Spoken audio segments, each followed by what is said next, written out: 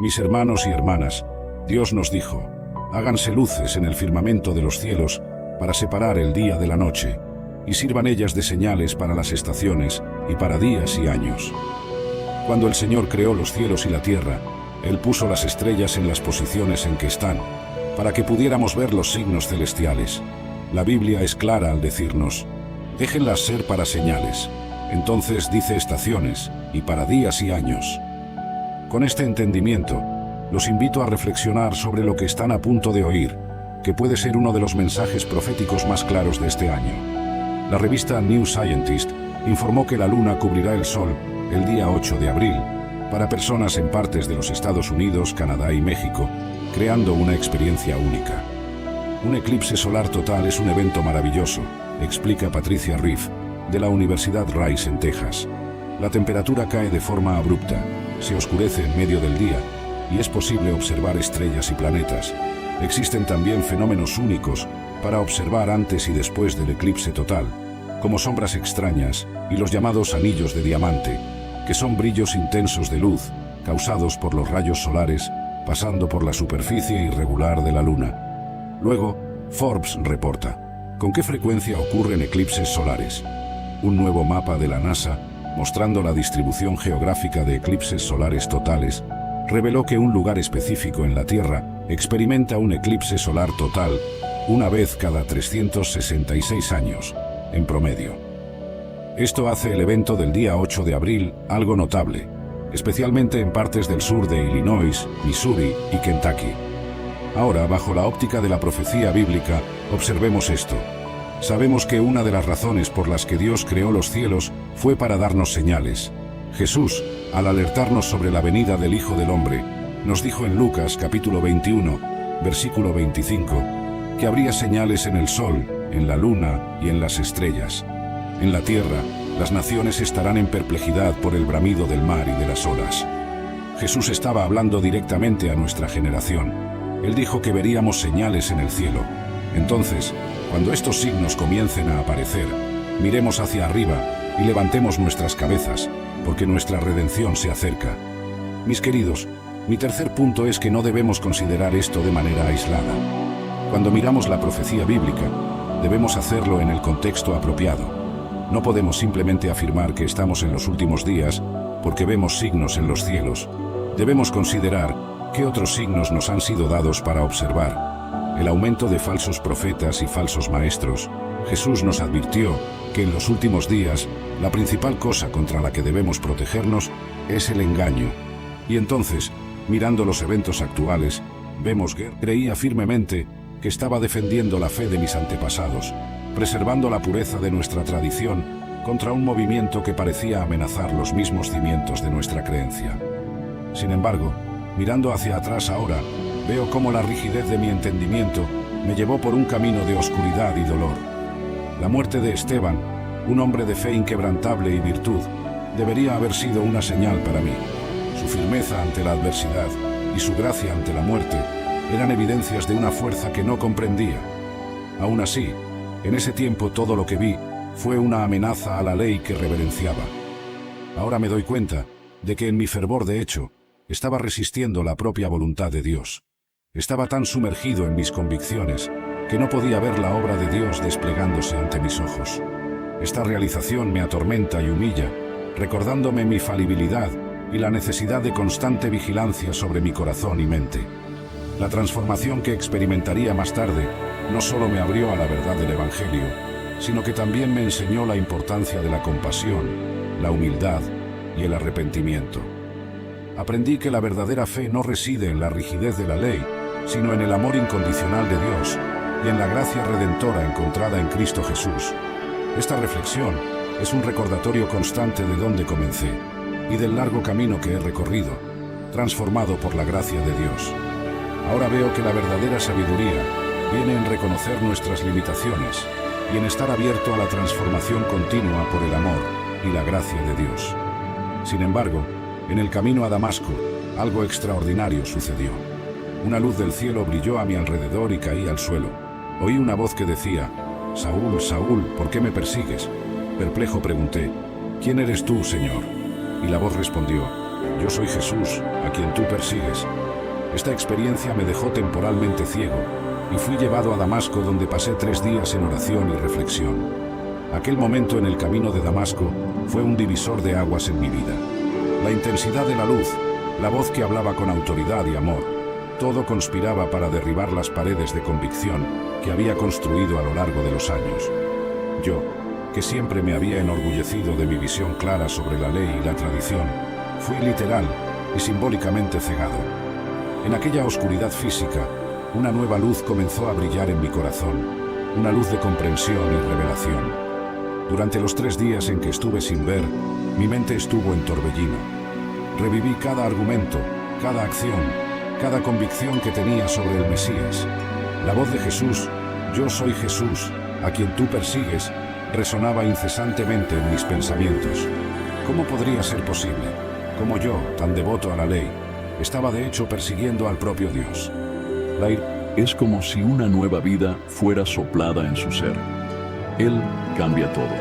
La forma en que ves el mundo, cómo lidias con tus luchas y cómo experimentas la paz de Dios. Y esto no es solo algo que ocurre con los super espirituales. La promesa del Espíritu Santo es para todos los que creen. Como está escrito en Hechos, capítulo 2, versículo 17. En los últimos días, dice Dios, derramaré de mi espíritu sobre todos los pueblos. Eso significa que tú estás incluido. Ahora, detente un momento y reflexiona. ¿Qué sería diferente en tu vida si dejaras que el Espíritu Santo actuara plenamente? Piensa en las situaciones que te gustaría entregar en las manos de Dios, en las áreas donde necesitas transformación. Tal vez sea una relación difícil, una decisión importante o incluso tu salud emocional. El Espíritu Santo es capaz de tocar cada una de estas áreas y renovar lo que está quebrado. No importa dónde te encuentres ahora o lo que estés enfrentando, el Espíritu Santo tiene el poder de traer vida nueva y esperanza. Y si sientes el deseo de profundizar aún más en este camino, una práctica de oración consistente puede ser lo que te faltaba para conectarte de forma más intensa con Dios. Para ayudarte en esta jornada, he creado el devocional digital 30 días de oración. Un encuentro diario con Dios, que fue pensado justamente para guiar a personas como tú a una experiencia más profunda de oración y transformación espiritual.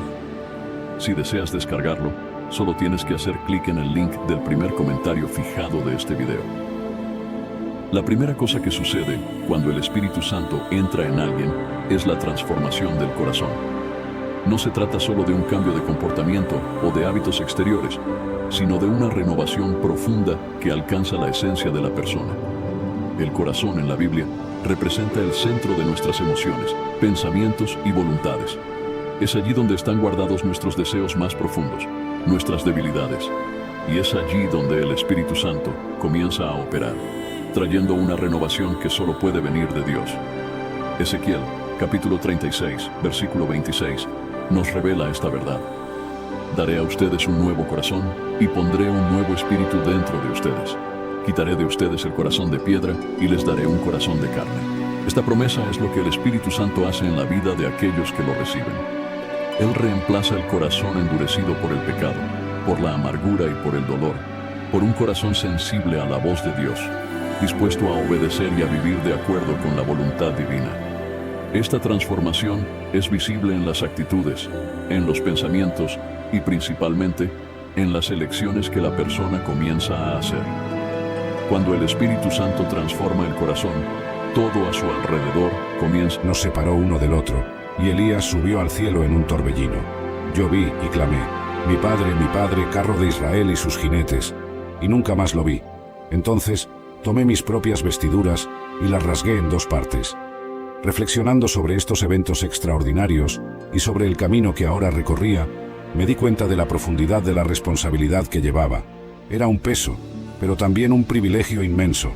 El manto de Elías, ahora sobre mis hombros, era más que un símbolo. Era un recordatorio constante del llamado a servir a Dios y a su pueblo con todo mi ser. Pensaba en las palabras de Elías y en los milagros que realizó. Cada uno de ellos no era solo un acto de poder, sino una lección sobre la naturaleza y el carácter de Dios.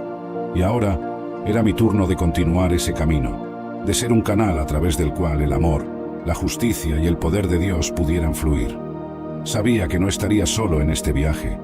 Dios, que había estado con Elías, estaría conmigo. Ese mismo Dios que respondió a Elías en el Monte Carmelo, que dividió las aguas del Jordán y que realizó tantos otros hechos extraordinarios, estaría a mi lado.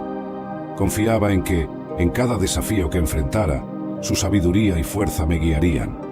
Al mismo tiempo, reconocía mi propia humanidad. Tenía dudas y miedos como cualquier otro, pero también sabía que la verdadera fuerza viene al reconocer nuestra dependencia de Dios. La fe no significaba la ausencia de dudas, sino el coraje de seguir adelante a pesar de ellas, confiando en que Dios estaría conmigo, guiando cada paso, así como había guiado a Elías. Por lo tanto, mientras caminaba por las tierras de Israel, llevando el legado de Elías y la misión que Dios me había confiado, reflexionaba constantemente sobre estas verdades. Cada día era una nueva oportunidad para aprender, crecer y servir. Y en cada acto de servicio, veía la mano de Dios moverse, no solo en mi vida, sino en la vida de todo el pueblo de Israel. El viaje no sería fácil, pero estaría lleno de propósito y significado, guiado por la mano del Dios que llama, capacita y usa a sus siervos para su gloria y para el bien de su pueblo. Tomé el manto que había caído de Elías, regresé y me detuve a la orilla del Jordán. Con el manto de Elías, golpeé las aguas y dije, ¿dónde está el Señor, el Dios de Elías? Y al golpear las aguas, se dividieron a un lado y al otro, y crucé. Los hijos de los profetas que estaban en Jericó y vieron esto dijeron, el espíritu de Elías descansa sobre Eliseo. Y vinieron a mi encuentro, y se inclinaron ante mí. Ahora, portador del manto de Elías, estaba ante un nuevo capítulo en mi vida. Mi primera acción como profeta ocurrió cuando los hombres de Jericó vinieron a mí, lamentando que las aguas de la ciudad eran malas y la tierra era estéril. Dije, traedme un plato nuevo. Espíritu Santo en el Antiguo Testamento. El Espíritu Santo en el Antiguo Testamento es una presencia dinámica, frecuentemente vista inspirando líderes, profetas y reyes. Es mencionado por primera vez en Génesis 1:2, donde el Espíritu de Dios se movía sobre las aguas al inicio de la creación, indicando su participación activa desde el principio. En Números 11:25, vemos al Señor descendiendo en una nube y hablando con Moisés, retirando del Espíritu que estaba sobre él y poniéndolo sobre los 70 ancianos. Este evento muestra cómo el Espíritu Santo capacitó a individuos para cumplir misiones divinas específicas. Los jueces de Israel también experimentaron la capacitación del Espíritu Santo. Por ejemplo, en Jueces 3:10, leemos sobre Otoniel. Vino sobre él el Espíritu del Señor, y él juzgó a Israel, salió a la guerra, y el Señor entregó en su mano a Cusán-Risataim, rey de Mesopotamia, y su mano prevaleció contra Cusán-Risataim. Este patrón de capacitación continúa con otros jueces, como Gedeón y Sansón, quienes realizaron grandes hazañas a través de la fuerza y sabiduría conferidas por el Espíritu Santo. El Espíritu Santo también inspiró a los profetas. En 1 de Samuel 10:6, cuando Samuel ungió a Saúl como el primer rey de Israel, dijo, «El Espíritu del Señor vendrá sobre ti, y profetizarás con ellos, y serás mudado en otro hombre». La transformación de Saúl demuestra cómo el Espíritu Santo puede cambiar la naturaleza de una persona para cumplir los propósitos divinos.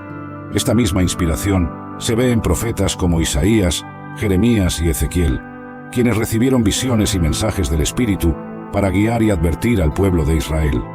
El Espíritu Santo y los profetas. Los profetas del Antiguo Testamento frecuentemente atribuyeron sus visiones y mensajes al Espíritu Santo. En Isaías 61:1 leemos, «El Espíritu del Señor Dios está sobre mí, porque el Señor me ha ungido para predicar buenas nuevas a los pobres. Me ha enviado a curar a los quebrantados de corazón, a proclamar libertad a los cautivos y la apertura de prisión a los presos». Este versículo no solo muestra la presencia del Espíritu Santo, sino que también define su misión de traer liberación y sanidad. La inspiración del Espíritu Santo capacitó a Isaías para proclamar la justicia y la esperanza de Dios al pueblo de Israel. Ezequiel también fue profundamente influenciado por el Espíritu Santo. En Ezequiel 2:2, el profeta relata, «Entró en mí el Espíritu cuando hablaba conmigo, y me puso en pie, y oí lo que me hablaba». El Espíritu Santo dio a Ezequiel el valor y la fuerza necesarios para transmitir mensajes difíciles al pueblo de Israel, incluyendo advertencias de juicio y promesas de restauración. En el libro de Joel hay una promesa Risa respondió: no ayudes a quienes no quieren ayudarse. No ayudes a quienes manipulan o convierten tu apoyo en excusa para permanecer inactivos. No ayudes a quienes solo se acercan cuando necesitan algo y desaparecen cuando todo está en calma. Martín entendió entonces que, aunque la bondad es una virtud, también es esencial discernir a quién se la entregamos. Y así, poco a poco, aprendió a distinguir entre quienes realmente necesitaban un empuje para avanzar y quienes solo esperaban que otros hicieran el esfuerzo por ellos. La enseñanza de esta historia es evidente. Una generosidad sin límites puede ser malinterpretada y explotada. En ocasiones, la verdadera sabiduría está en saber cuándo decir que no. Antes de pasar a la primera lección, si consideras útiles estos videos, te invito a suscribirte y activar las notificaciones para mantenerte al tanto de las novedades más recientes. Empecemos. 1. El inmutable. En la vida, uno se encuentra con una amplia variedad de personas, desde aquellas que irradian energía positiva hasta las que parecen atrapadas en un ciclo de negatividad y se resisten a transformar su realidad. Hablemos del inmutable, esa persona que, aunque se le presenten innumerables oportunidades de mejorar, se aferra a su zona de confort, como un niño que no suelta su manta de seguridad. ¿Te resulta conocido? ¿Alguna vez intentaste ayudar a alguien que simplemente no quiere recibir ayuda, pero aún así creíste que valía la pena intentarlo? Imagina que viajas en un barco que empieza a hundirse. Te esfuerzas en convencer a tus compañeros de que es momento de regresar a la orilla. Pero el inmutable prefiere quedarse sentado gritando sobre lo injusto que resulta el agua helada. No es desesperante tratar con alguien que se niega a escuchar, que siempre tiene una respuesta y que al final solo busca atraer lástima. La realidad es que esta conducta no solo les afecta a ellos, también te daña a ti. Al intentar socorrerlos, corres el riesgo de hundirte a su lado. Los estoicos, con su antigua sabiduría, nos recuerdan que no podemos controlar las acciones ajenas, solo nuestra reacción ante ellas. Si el inmutable no desea cambiar, no refleja tu capacidad de ayudar, sino su obstinación en permanecer en su refugio de costumbre. Puedes tenderles un salvavidas, pero si insisten en creer que sobrevivirán en un barco que se hunde, esa será su elección. ¿Qué hacer entonces con alguien inalcanzable? Primero, marca límites firmes. Es sencillo dejarse arrastrar por la tormenta de su pesimismo y terminar agotado. Define cuánta no es casualidad. Tu capacidad de descifrar lo invisible está exponiendo verdades que algunos preferirían mantener ocultas. Verdades que al salir a la luz cambiarán el rumbo de muchas vidas. Ahora, profundiza aún más conmigo en este misterio. Cuando los demás se pierden en debates sin sentido, tú mantienes claridad absoluta, revelando soluciones donde otros ven problemas. Tu intuición, afilada como una espada, se anticipa a movimientos que nadie más puede prever. Sin embargo, este poder tiene un precio. Cuanto más lo usas, más atención atraes, tanto de aliados como de enemigos. Hay quienes desean aprovechar tu talento, mientras otros temen lo que podrías hacer si descubres el verdadero potencial que late en tu interior. Esta tensión constante es precisamente lo que ha despertado el interés de aquellos que ahora susurran sobre ti, tratando de descifrar tu secreto. Pero elegido, aquí viene algo que muy pocos entienden. Tu inteligencia no solo ve patrones ocultos en el mundo exterior, también percibe las intenciones escondidas detrás de cada palabra, gesto o silencio. Puedes leer entre líneas y entender las motivaciones más profundas de las personas que te rodean. Eso significa que eres inmune a las manipulaciones que mantienen esclavizados a otros. Y esta inmunidad te vuelve un problema serio para quienes han construido imperios sobre mentiras. Lo que no saben es que, al intentar desafiar tu poder mental, solo están fortaleciendo la conexión divina que impulsa tu propósito en esta vida. Permíteme revelarte algo crucial que aún no has escuchado. La razón por la que has desarrollado esta inteligencia tan especial, tan poco convencional, es porque se acerca un momento decisivo en tu camino. El universo te está preparando para enfrentarte a situaciones donde tu habilidad será la única esperanza. Este poder mental no es casualidad. Es una preparación meticulosa para una misión que solo alguien con tu claridad puede llevar a cabo. Por eso, los patrones que descubres no son simples casualidades. Son mensajes codificados que contienen instrucciones sobre los próximos pasos que debes dar. Ahora escúchame bien, porque esto es vital. Las personas comienzan a notar que tus éxitos no son ordinarios, que tu ascenso ocurre justo cuando todos esperan verte caer. No entienden cómo siempre logras mantenerte por delante, cómo evitas trampas que parecían perfectamente planificadas para atraparte. Lo que desconocen es que cada ataque en tu contra, cada obstáculo que aparece en tu camino, es en realidad una prueba diseñada para fortalecer aún más tu inteligencia, tu resistencia y tu percepción. Estas pruebas revelan nuestra mente y que lleva tiempo ahí, creciendo en silencio. ¿Y sabes qué es lo más fuerte de esto? Que muchas de esas mentiras ni siquiera empezaron contigo. Quizá las escuchaste cuando eras niño. Alguien te dijo que no ibas a lograrlo, que no eras suficiente, que no valías tanto como otros. Y esas palabras, aunque ya pasó el tiempo, siguen haciendo eco en tu mente. O tal vez fue algo que viviste, una traición, un rechazo, un abandono. Y desde entonces empezaste a pensar que no merecías amor, que no eras digno de confianza, que no ibas a ser feliz nunca. Pero aquí viene lo más importante. Esos pensamientos no vienen de Dios. Dios no te diseñó para vivir atrapado en la culpa, ni para que te acompañe el miedo cada día, ni para que te sientas roto o perdido. La Biblia dice en Juan 8:32, y conoceréis la verdad, y la verdad os hará libres. Esa verdad no solo te salva, también te libera. Y esa libertad empieza por identificar lo que te está atando. Los pensamientos negativos muchas veces no son más que argumentos que se levantan contra lo que Dios ya dijo de ti. Y eso lo explica el apóstol Pablo de una forma muy clara en 2 de Corintios 10, 4 al 5, donde dice: porque las armas de nuestra milicia no son carnales, sino poderosas en Dios, para la destrucción de fortalezas, derribando argumentos y toda altivez que se levanta contra el conocimiento de Dios, y llevando cautivo todo pensamiento a la obediencia a Cristo. ¿Ves lo que dice? La mente puede llenarse de fortalezas. ¿Y qué es una fortaleza? Una estructura fuerte, algo que se ha construido y que cuesta derribar. En este caso, una fortaleza mental es un pensamiento que se ha reforzado tantas veces que parece imposible de remover.